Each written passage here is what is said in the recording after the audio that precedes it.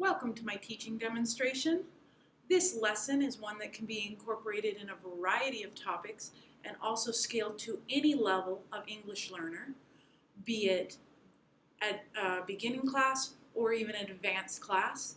This incorporates all levels of language learning, so it incorporates listening, speaking, it incorporates reading and writing. It also incorporates culture, which I believe is an integral part of learning a language. And so this gives the opportunity to discuss various cultural issues, current events, areas of interest for students that might differ from their home culture or might be surprising to them if they were living in an English-speaking country. And so this gives the students to compare, the opportunity to compare and contrast. This is a lesson that's structured around inquiry-based and collaborative-based learning. So students work together in groups to first discuss the lesson and then reconvene as a large class to continue the lesson. To start this lesson, I would have students watch a 3-minute video, which for the purposes of time at this point, I am not going to include. The video is Schoolyard Farms, and it is available through Upworthy.com and discusses issues of food scarcity, quality of food, and obesity in American schools, and talks about an innovative approach to include farms or small gardens at schools in order to allow students to learn different subjects as well as have access to healthy food at those schools. So to begin, all right students, now that you've had the opportunity to watch the video, I would like you to go on ahead and get in your groups, and I would just like you to take about 10 minutes to discuss the video. Remember, you want to use as much English as possible, and you want to discuss the following questions. I want you to talk about what you liked about the video, what surprised you about the video, what you maybe didn't like, didn't agree with, or things you thought might not work, and what is different in this video that you might have not encountered before or might be different. And this can talk about concepts that go beyond the scope of the video to include issues about current events or social issues. So please feel free to discuss, and then after you discuss, we're going to come together as a class.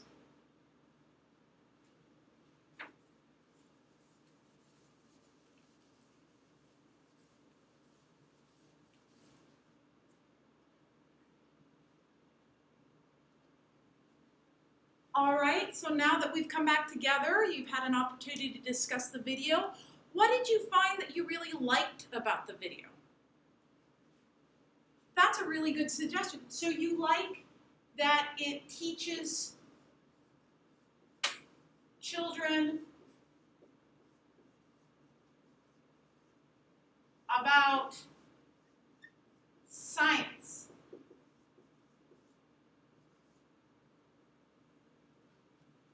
Teaches children about science.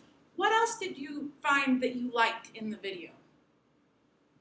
You liked that it provides fresh food.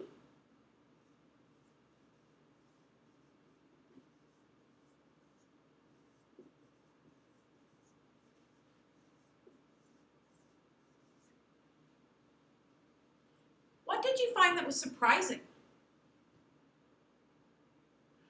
That's a good point. In the United States, it is not uncommon for students to have lunches that are not of the best quality.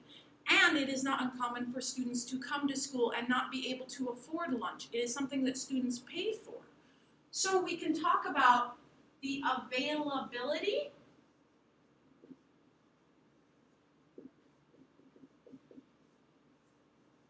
of food in American schools. What else? We can also talk about, you're right, we can talk about the land available for this. In the United States, we have much more room on schools than is common here. And so sometimes we can put in these small farms. Understand that these farms are smaller, right? You notice that? Right. They're not big farms. They're more like gardens, but they provide enough food for hopefully multiple schools or a large number of students.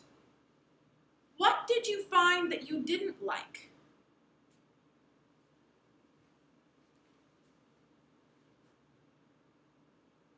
So we can talk about the idea that the schools have to pay for the food.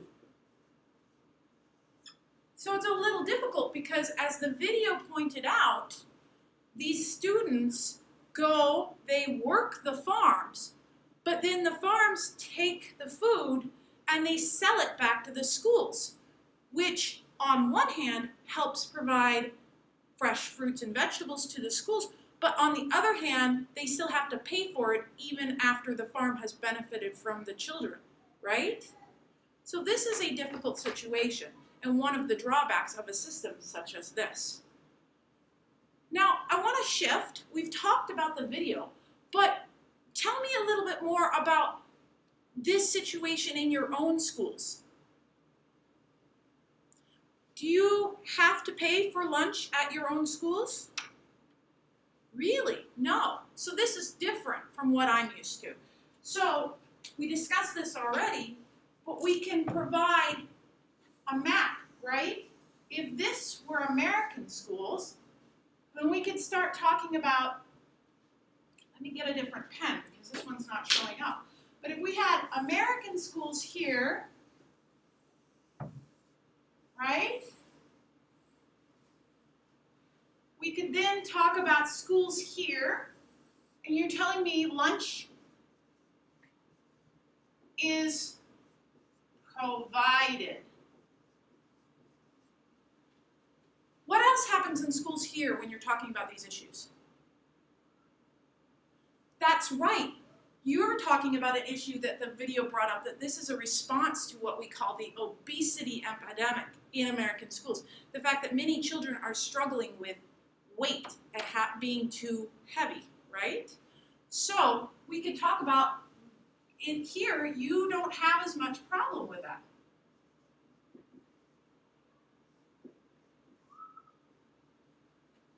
Okay? What else? Do you normally feel like the lunches that you're provided at schools give you good nutrition?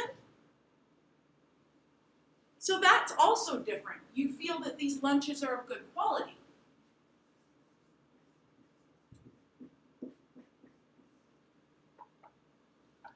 So I've drawn a circle for American schools, and I've drawn a circle for local schools. And notice that they overlap here in the middle. This is going to be the topic of our next activity. So what I'd like you to do now is I'd like you to take out a sheet of paper, and we're going to do a free write. So what I want you to think about in the free write, now that we've compared and contrasted American schools versus these schools, I want you to pick a topic. It could be the idea of farms. It could be this idea of obesity. It could be the idea of quality food. Whatever was most interesting to you about this video. And what I'd like you to do is choose that topic to write about. And what I want you to write about is this idea of, you have the compare and contrast the differences.